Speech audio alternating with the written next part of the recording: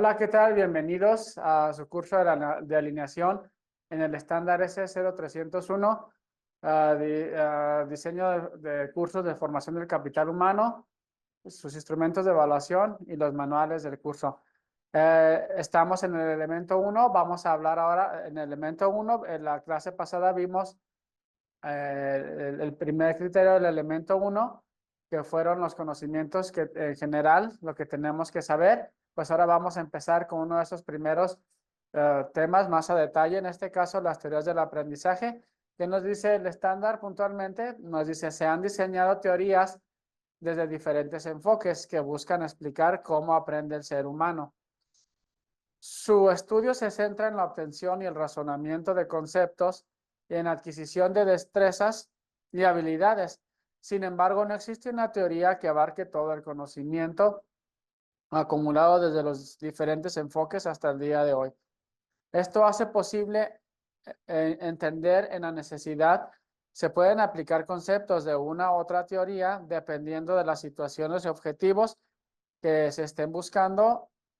El conocimiento de las teorías permiten fundamentar el diseño de los cursos y el enfoque, así como las estrategias de instrucción.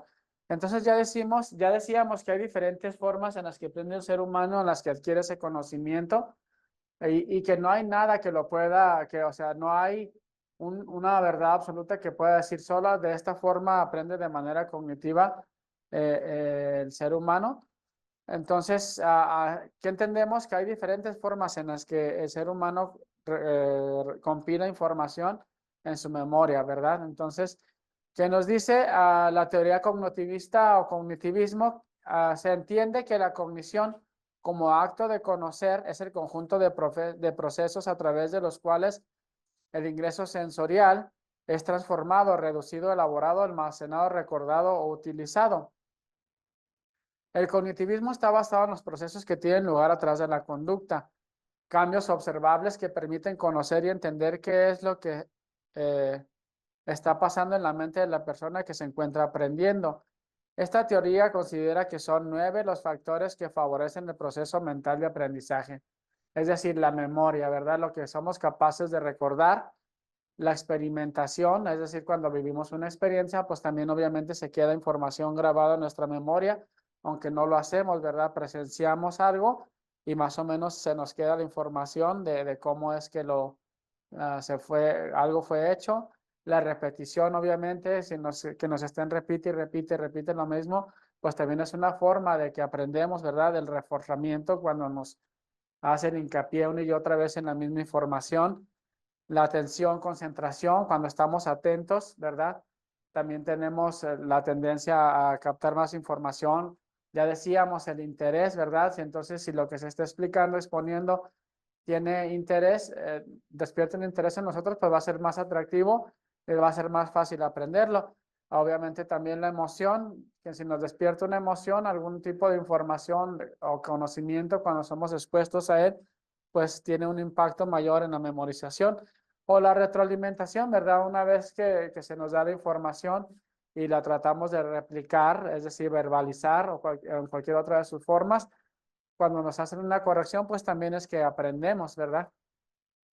Entonces, ya tenemos que el cognitivismo es todo lo que se almacena, cómo se almacena a través de las diferentes formas, la memoria, la experimentación, repetición, reforzamiento, comprensión, interés, emoción. Son diferentes formas en las que todos almacenamos información en el área de dominio cognitivo, es decir, en la información en la mente, ¿verdad? Entonces, esto fue en cuanto a la teoría del cognitivismo y hay que tenerla en cuenta a la hora que diseñamos cómo es que vamos a transmitir algo, cómo es que lo vamos a hacer a través, si vamos a transmitir o tratar de desarrollar en nuestro alumno de enseñarle algo, entonces cómo es que lo vamos a hacer. Vamos a hacerlo que memorice, hacerlo que experimente, que repita. Vamos a reforzarlos, vamos a hacer que se concentren, que se emocionen, a retroalimentarlos. Hay que tener en cuenta todas estas acciones para ayudarlos a que almacenen información, ¿verdad? A que aprendan, ¿verdad? Entonces, cuando hablamos de la teoría del conductismo también es necesaria a la hora de diseñar un curso, ¿verdad? Hay que saber que también todos respondemos a estímulos y respuestas, ¿verdad? No es si queremos. El conductismo tiene influencias muy fuertes en nosotros, hasta, incluso hasta el día de hoy, ¿verdad? Cuando tenemos, por ejemplo, como un ejemplo que si nos pasamos un alto nos van a multar, ¿verdad? Entonces, hay mucha influencia del conductismo, ¿verdad? Cuando nos dicen que un 10 te va a ir bien en la vida y que un 5, pues ese 5 ya sabemos qué consecuencias tiene, ¿verdad? Ahí vemos impactos del conductismo, incluso en la religión, ¿verdad? Si te vas bien, te vas al cielo y si no, te vas ¿a dónde? Al infierno, ¿verdad? Entonces, todos esos elementos conductistas hay que también tenerlos en cuenta a la hora de diseñar un curso. ¿Cómo es que voy a enseñar si no tengo conocimiento de cómo es que aprendemos? Entonces, hay que saber que naturalmente reaccionamos a estímulos o a respuesta para saber cómo implementar, cómo voy a establecer un criterio de impartición de información mejormente establecido si yo tengo conocimiento de que reaccionamos a estímulos a respuesta, ¿verdad? Entonces el facilitador decide qué hacer con el grupo. Es solo un receptor que tiene que ser condicionado para responder correctamente a los estímulos. Se refiere al estudio del comportamiento de los seres vivos que es observable y manipulable, es decir, lo que hemos estado viendo, reaccionamos a estímulos o a respuestas, ¿verdad? Entonces hay que tener en cuenta esta teoría a la hora de diseñar cursos, ¿verdad? Para que nuestro proceso de enseñanza tenga un impacto más motivante en el alumno, ¿verdad? Cuando hablamos de la teoría del constructivismo, entonces, si se acuerdan de la escuela tradicional en la que el maestro tenía el 90% del rol en la enseñanza y el alumno un 10% en la del conductismo, también está muy influenciado, ¿verdad? La presencia del maestro contra muy poca participación del estudiante, ¿verdad? En el constructivismo no es así.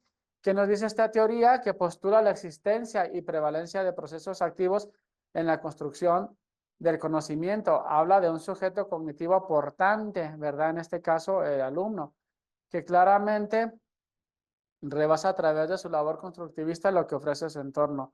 La adquisición de un conocimiento es por propia construcción. El sujeto conoce, ordena y organiza el mundo desde su propia experiencia. En el modelo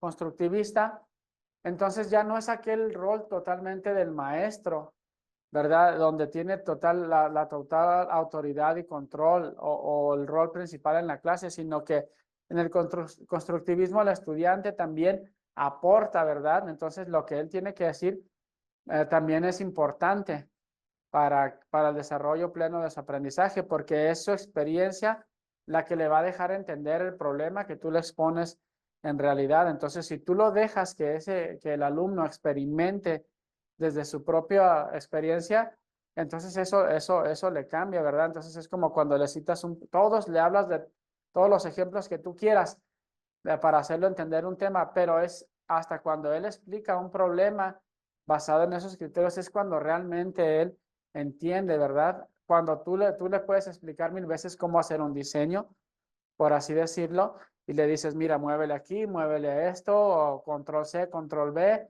arrastra la imagen, copia, pega, pero hasta que se sienta él y se pone a hacerlo, es cuando empieza a construir ese conocimiento, él se da cuenta de todo lo que dices y empieza entonces a hacerle match, ¿verdad? No se queda solo en el papel de receptor. Entonces es cuando dejamos que el participante también construya su propio conocimiento, ¿verdad? En esta teoría. Entonces hay que tener en cuenta que no solamente expongo mi información, yo soy el gurú, yo soy el que tengo el control y el que poseedor de todo conocimiento, no, ¿verdad? Entonces dejamos que el alumno también construya desde su propia experiencia y desde sus propios saberes. Esto es lo que nos dice la teoría del constructivismo. Muy importante elemento a tomar en cuenta a la hora que diseño un curso, ¿verdad? Y hay que incluir estos elementos a la hora o tenerlos en cuenta, ¿verdad? A la hora que voy a diseñar un curso para que tenga un alto impacto e interés.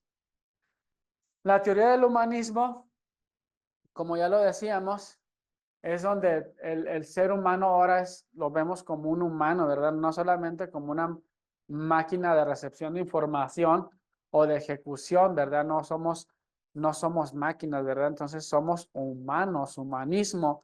¿Qué nos dice esta teoría? Que la teoría del humanismo fue creada por Abraham Maslow, ¿verdad? Eh, quien la concibe como una psicología del ser y no del tener, ¿verdad? Toma en cuenta la conciencia, ¿verdad? O sea, cómo, en qué estado se encuentra la persona, la ética, la individualidad